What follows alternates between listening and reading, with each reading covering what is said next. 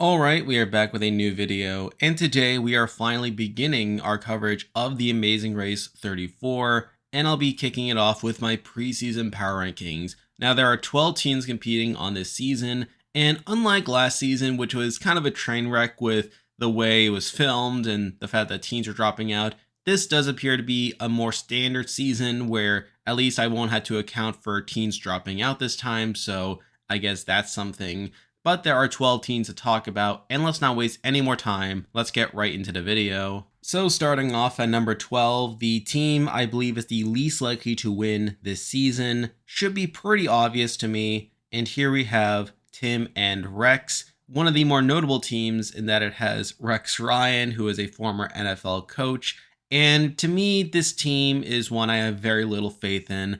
I mean, for one, I believe they are the oldest team in terms of the average between the two. Rex is 59, Tim is 40. You obviously have Rex, who, again, is largely there due to his name, and I'm not really sure how big of a fan him or Tim are, so there's that.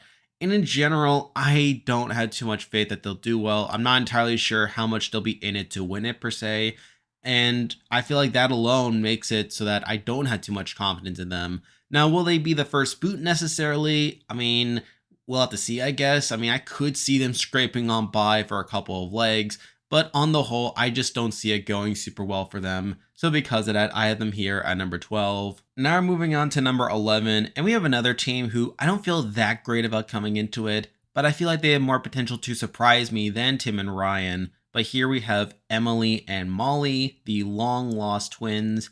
And similar to Tim and Rex, I don't feel too great about them as I'm not entirely sure whether they're in it to win it per se. I mean, just looking at their brief bio, I don't have the sense that they've seen too much of the show, or at least they don't mention it in their bio at all.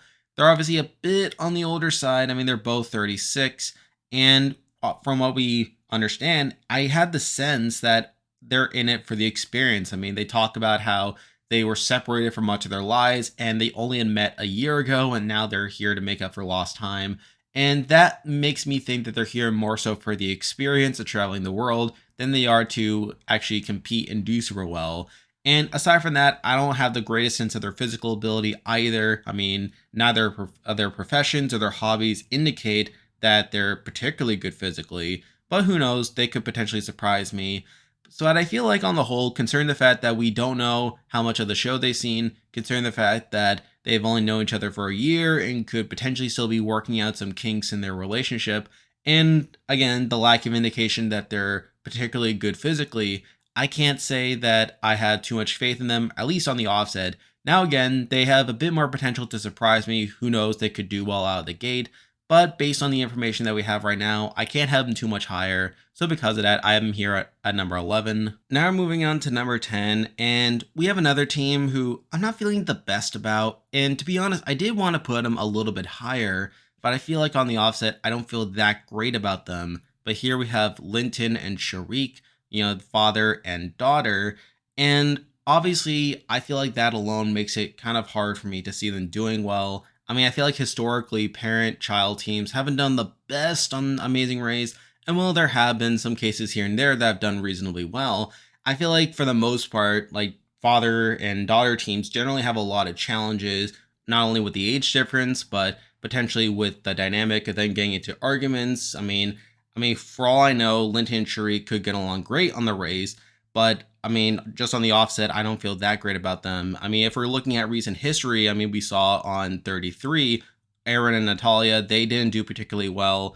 And even going a bit further back to Amazing 32, we saw Jerry and Frank, and again, another father-son team that didn't do that great. So because of that, I don't feel the best about them on the offset.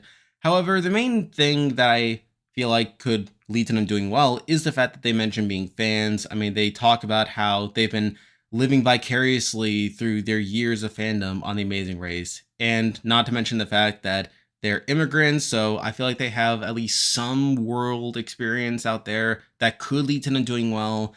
But I feel like it's largely the fact that they are a father-daughter team, like the fact that Linton is 50 years old while Sharik is 23. I don't feel like that's the best combination on the offset.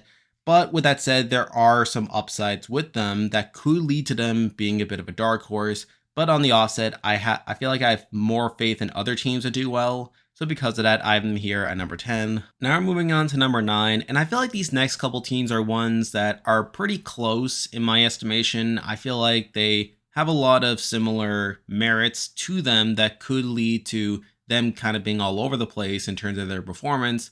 But at number 9, the one who I think has the most negatives on the offset is Glenda and Lumumba, the newlyweds. And the biggest thing to notice on the offset is their size difference, with Glenda being 7 inches taller than Lumumba here, which could lead to some humorous moments here and there. But the main reason that I don't have them too high is the fact that they've only known each other for 2.5 years. I feel like some other teams we'll be talking about soon have known each other for longer. And I feel like through that, they could be challenged in ways that they probably haven't before and could lead to some arguments. So I'm not feeling too great about that.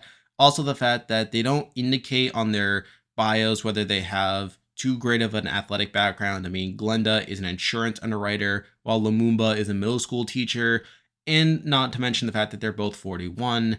So it is possible that they could do well physically, but nothing in their bios seems to indicate that they're that good physically. So I feel like because of that, I don't have too much to go off of based on their bios, which does lead to me putting them a bit lower on the list. But for all I know, they could be pretty good. But considering everything that we know right now, I had to leave them here at number 9. Now we're moving on to number 8, and we have another interesting team to talk about here. And here we have Aastha and Nina, both of whom are engaged. And it's not that I feel low on these two, as I feel like they could do reasonably well. I mean, for one, Ashta at least mentions being a fan of the show. They've been playing for years. They call themselves mentally threatening, and they're hoping to use that to get through a lot of the mental tasks there. So it's not as if I feel low about them. It's just that I don't have too much information of how well they would do physically. I mean, neither of their jobs lend themselves to physical activity. I mean, Ashta is a VP of operations, while Nina is a director of business development. They don't really mention any physical hobbies in their bios, so I don't have too much information on how well they would do physically. Now, they have been together for 4 years, so I feel like through that they could work together reasonably well, plus the fact that they did recently get engaged. So I feel like they could definitely go either way here, but I feel like other teams are ones that I have more information on regarding how well they would do at the race. But I do feel like there are some upsides to them doing well, so I have them here at number 8. Now I'm moving on to number 7, and I feel like this team is pretty similar to Ashla and Nina, but I feel like I have a bit more information about them. But here we have Rich and Dom, the motivational speakers, and the main difference between them is we do know that Dom is a gym owner, which I do feel like could lend to them at least being pretty good physically. I mean, they talk about how Dom has a good social game, as well as Rich, like being a life coach. So I feel like they definitely could work well together. They've known each other for about 3 years, which isn't the longest in the world, but I feel like they seem like a good team that could work together well.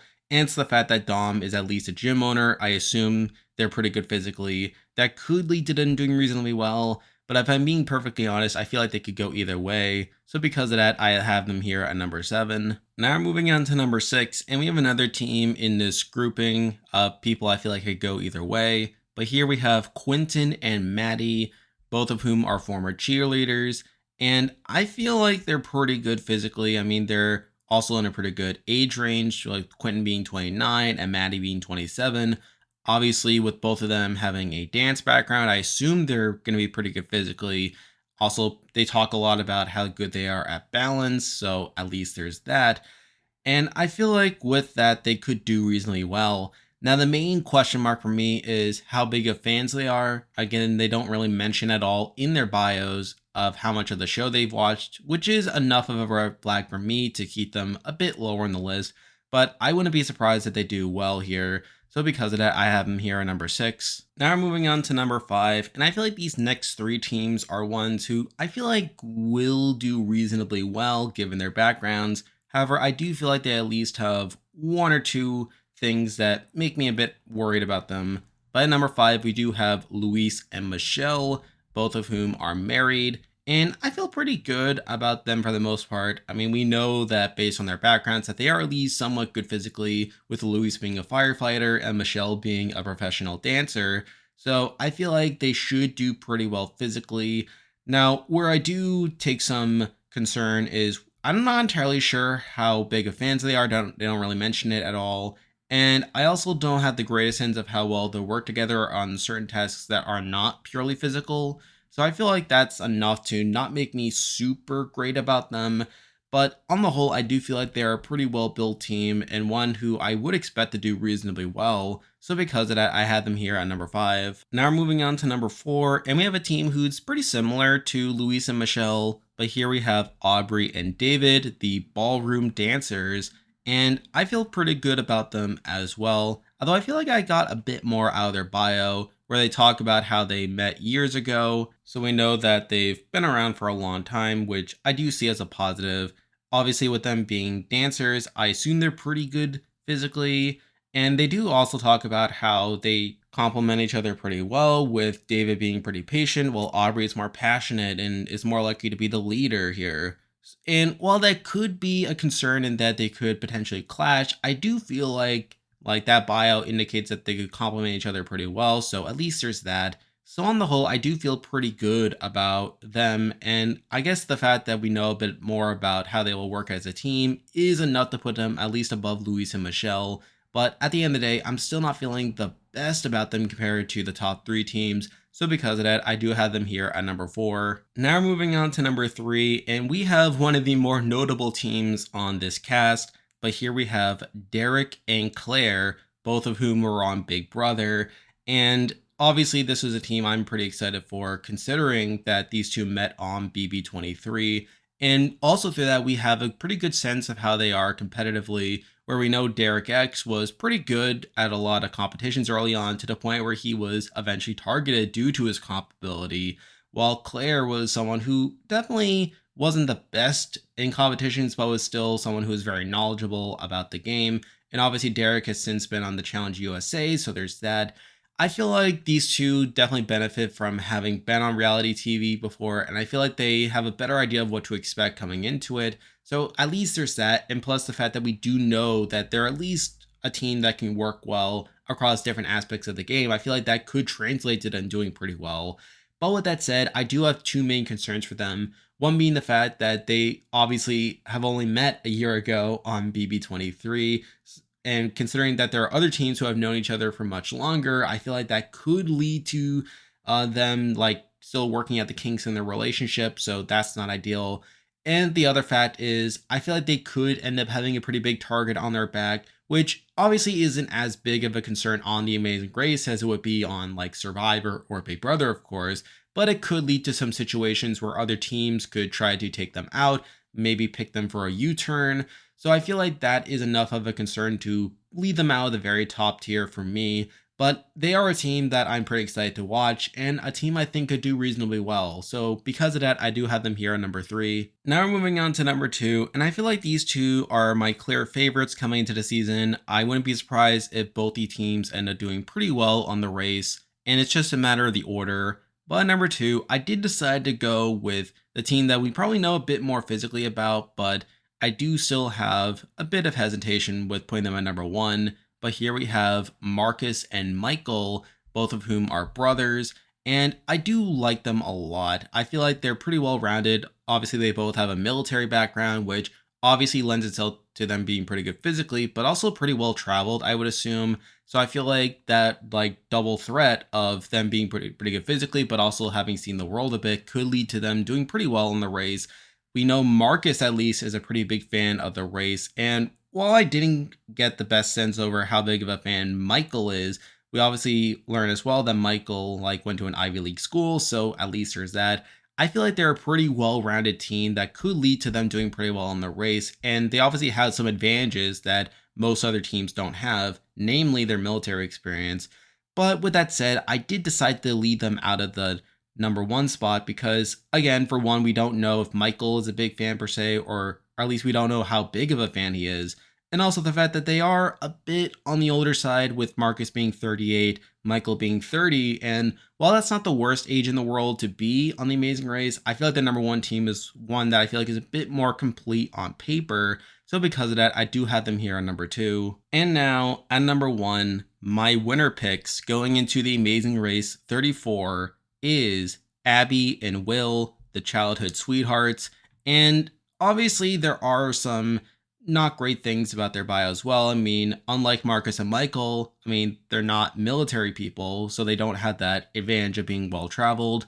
And also, again, we don't have the greatest sense of how good they are physically, where obviously Abby is a data scientist, Will is an accountant. Again, both pretty white collar jobs, and we don't have the best sense of how good they are physically because of that. However, there are two main things that I like about them. I mean, one, we obviously know that they've known each other for a long time, where they've been dating for 8 years, but they've also known each other since they were kids, so they clearly have a long history together, which I do feel like will translate to them working well together. But I feel like the biggest thing is the fact that we know that both of them are pretty big fans. They've been watching The Amazing Race since they were kids. They talk about how they were planning how they would do on the race. So I feel like they are definitely one of the better prepared teens coming into the race. And plus, they're both reasonably young, with Abby being 24, Will being 25. So I feel like, again, they're at a pretty prime age to be well physically, even if they don't have the best background athletically. And I feel like the fact that they are big fans, the fact that they've known each other for such a long time, is a pretty big boon to them coming into the race. And I feel like that's a big reason that I give them the edge over Michael and Marcus here. But even so, I feel like both teams will do reasonably well here, and I'd be very surprised if either of them went out early. But I feel like the fact that Abby and Will have been shown to be pretty big fans, the fact that I feel like they're going to be coming into the season pretty well prepared, is enough to make them my winner picks for the Amazing Race 34. And there we go, that will do it for this week's video. If you like this content, be sure to like and subscribe, it really helps out with the channel. Now obviously I'll be doing weekly power rankings for the Amazing Race once the season starts, so stay tuned for that. Survivor 43 will be airing alongside the Amazing Race, so I'll be doing weekly power rankings for that, so stay tuned for that. Big Brother 24 is wrapping up soon, so I'll be doing some postseason coverage for that, so stay tuned for that. And if you haven't already, be sure to join my Discord server. I'll leave a link to join in the description. A lot of stuff coming your way. But for now, that is the video. See ya.